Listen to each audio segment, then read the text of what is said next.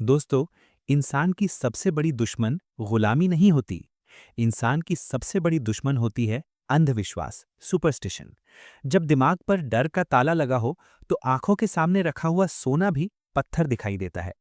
Imagine कीजिए 1900s का India, जहां किसान मानते थे कि धरती उनकी माँ है और अगर उस धरती पर लोहे का हल चलाया, तो धरती माँ नाराज हो जाएंगी, जमीन जहरीली हो जाएगी।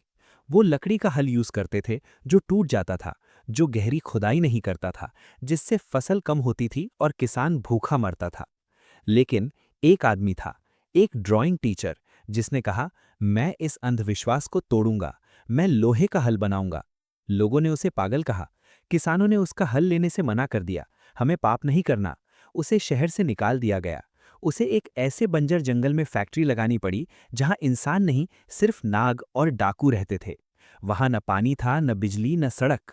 लेकिन उस आदमी ने उस कैक्टस के जंगल को इंडिया के पहले इंडस्ट्रियल सिटी में बदल दिया। ये कहानी लक्ष्मण राव किर्लोस्कर की है। वो आदमी जिसने इंडिया को इंडस्ट्री का मतलब सिखाया। आइए देखते हैं उनका मैप, प्लान और route. Chapter 1, the professor who hated the comfort zone, 1880s। कहानी शुरू होती है 1869 में, बेलगांव के पास एक छोटे से गांव में। लक्ष्मण राव एक शांत और गंभीर स्वभाव के लड़के थे। उन्हें पेंटिंग का शौक था। वो बॉम्बे के prestigious J school of art में पढ़ने गए। वहां उन्होंने टॉप किया और वहीं पर प्रोफेसर बन गए। जिंदगी सेट थी। एक प्रोफेसर की नौकरी, इज्जत, अच्छा पैसा, बॉम्बे जैसा शहर। लेकिन लक्ष्मण राव का दिल आर्ट में नहीं, मशीन्स में लगता था। वो रोजाना देखते थे कि इंडिया में हर छोटी चीज, साइकिल का नट, मशीन का स्क्रू, खेती का औजार, सब इंग्लैंड से आता है। उन्हें लगता था, क्या हम इंडियंस इतने बेकार हैं कि एक स्क्रू भी नहीं बना सकते? 1890s में उन्होंने एक पागलपन किया। उन्होंने प्रोफेसर की कंफर्टेबल नौकरी छोड़ दी। उन्होंने बेलगांव वापस आकर एक छोटी सी साइकिल रिपेयर शॉप खोली। लोगों ने कहा, दिमाग खराब हो गया है, प्रोफेसर से मैकेनिक बन गया। लेकिन लक्ष्मण राव का मैप क्लियर था। वो साइकिल रिपेयर नहीं करना चाहते थे, वो मशीन्स को समझना चाहते थे। उस दुकान में उन्होंने एक और चीज शुरू की, चारा कूटने की मशीन बेचना। उन्होंने देखा कि किसान हाथ से चारा काटते हैं, जिसमें घंटों लगते हैं। उन्होंने मशीन बनाई। लेकिन जब वो किसानों के पास गए, तो किसानों ने कहा, ये मशीन हमारी गाय भैंस के लिए नहीं है, इसमें लोहा है, लोहा जानवर को बीमार कर देगा। लक्ष्मण राव हैरान थे। मशीन काम आसान कर रही थी, लेकिन डर उसे अपनाने नहीं दे रहा था। यहां उन्हें समझ आ गया कि उनकी लड़ाई टेक्नोलॉजी से नहीं, साइकोलॉजी से है। Chapter 2, the iron demon and the 2 year drought, the product. Laxman Rao ने हार नहीं मानी। उन्होंने देखा कि इंडिया का किसान सबसे ज्यादा परेशान हल से है। लकड़ी का हल जमीन को सिर्फ खुरच पाता था, मिट्टी पलटी नहीं थी, इसलिए पैदावार कम थी।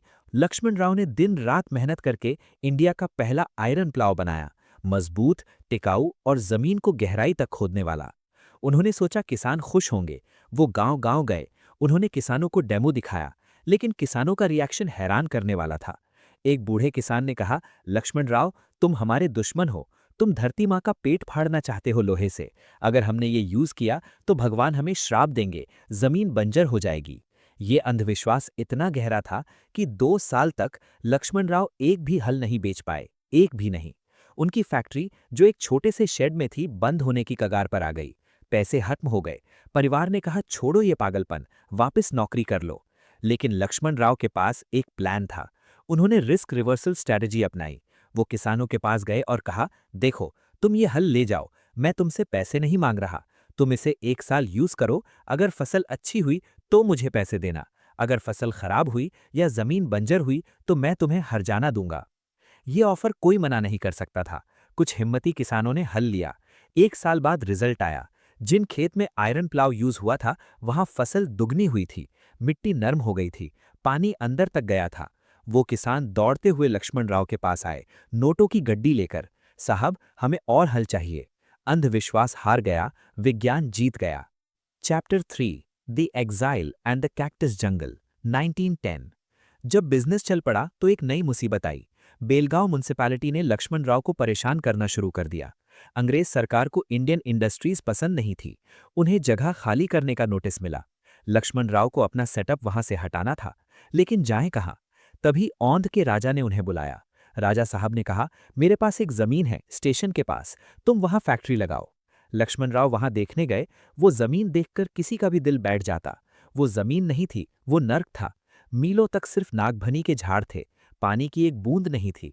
वहां दिन में भी लोग जाने से डरते थे, क्योंकि वहां जहरीले सांप और चोर डाकू रहते थे। लोगों ने कहा, राजा ने मजाक किया है, यहाँ इंसान जिंदा नहीं रह सकता, फैक्ट्री कैसे चलेगी। लेकिन लक्ष्मण राव ने उस कैक्टस के जंगल में अपॉर्चुनिटी देखी। उन्होंने राजा से कहा, मैं ये चैलेंज एक्सेप्ट करता हूं। उन्होंने अपने भाई रामचंद्रा और कुछ वफादार वर्कर्स को लिया। वो बैलगाड़ी में अपना सामान लादे और उस जंगल में पहुंच गए। उन्होंने कैक्टस काटकर वहां झोपड़ी बनाई। रात को सांप उनकी झोपड़ी में घुस जाते थे। उन्होंने अपने बिस्तर के चारों तरफ नाली खोदी ताकि सांप ना आए। पानी लेने के लिए 4 किलोमीटर दूर जाना पड़ता था। शुरुआत के दिन बेहद मुश्किल थे। वर्कर्स भाग जाना चाहते थे। लक्ष्मण राव उन्हें कहते, आज ये जंगल है, लेकिन कल यहाँ चिमनियों से धुआं निकलेगा। कल यहाँ इंडिया का भविष्य बनेगा। उन्होंने वहां फैक्ट्री लगाई, फाउंड्री लगाई। धीरे धीरे उस जंगल के बीच में एक शहर बस गया। उस शहर का नाम रखा गया किर्लोस्कर वाड़ी।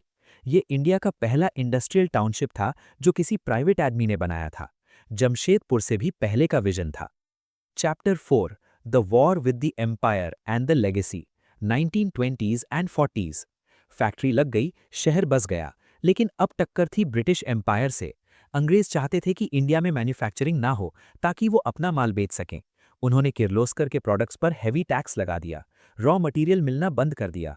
लक्ष्मण राव ने इस इकोनॉमिक वॉरफेयर का जवाब इनोवेशन से दिया। उन्होंने कहा, अगर तुम रॉ मटेरियल नहीं दोगे तो हम स्क्रैप यूज करेंगे। उन्होंने पुराने लोहे को पिघलाकर नई मशीनें बनाई। उन्होंने सिर्फ हल नहीं, चारा कटने की मशीन, शुगर केन क्रशर और डीजल इंजन बनाना शुरू किया। जब वर्ल्ड वॉर 2 शुरू हुआ तो अंग्रेजों को पंप्स और मशीन्स की जरूरत पड़ी। उन्हें मजबूरी में किर्लोस्कर के पास आना पड़ा। लक्ष्मण राव ने प्रूव कर दिया कि इंडियन मशीन्स ब्रिटिश मशीन से बेहतर हैं। The culture of self reliance. Laxman Rao ने किर्लोस्कर वाड़ी में एक अलग ही दुनिया बना दी थी। वहां छूत छात मना थी। वहां हर वर्कर, चाहे वो मैनेजर हो या स्वीपर, एक साथ खाना खाता था। उन्होंने वहां स्कूल खोला, हॉस्पिटल खोला।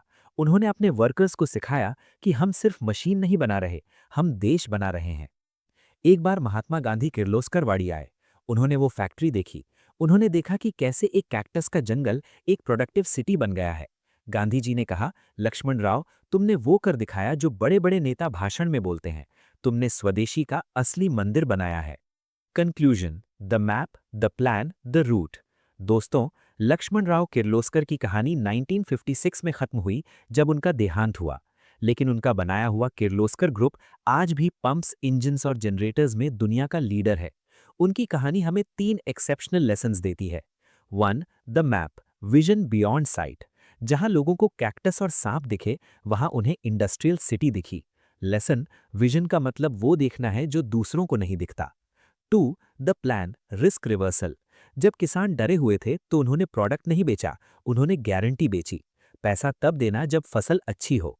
लेसन, अगर कस्टमर डर रहा है तो उसका रिस्क अपने सर ले लो, वो आपका फैन बन जाएगा।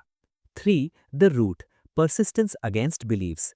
उनकी लड़ाई अंग्रेजों से बड़ी थी, क्योंकि वो लोगों के दिमाग यानी सुपरस्टिशन से लड़ रहे थे। लेसन, इनोवेशन को हमेशा रेजिस्टेंस मिलेगा, लेकिन रिजल्ट यानी फसल हमेशा झूठ यानी सुपरस्टिशन को हराता है। तो आज अगर आपको लगता है कि आपका आइडिया कोई नहीं समझ रहा या आपके पास रिसोर्सेज नहीं है, तो याद कीजिए उस आदमी को जो सांपों के बीच सोया था, जिसने जमीन खोदकर लोहा निकाला और उस लोहे से इंडिया की किस्मत बदल दी। आपका किर्लोस्कर वाड़ी कहाँ है? उसे ढूंढिए और बनाना शुरू कीजिए। जय हिंद।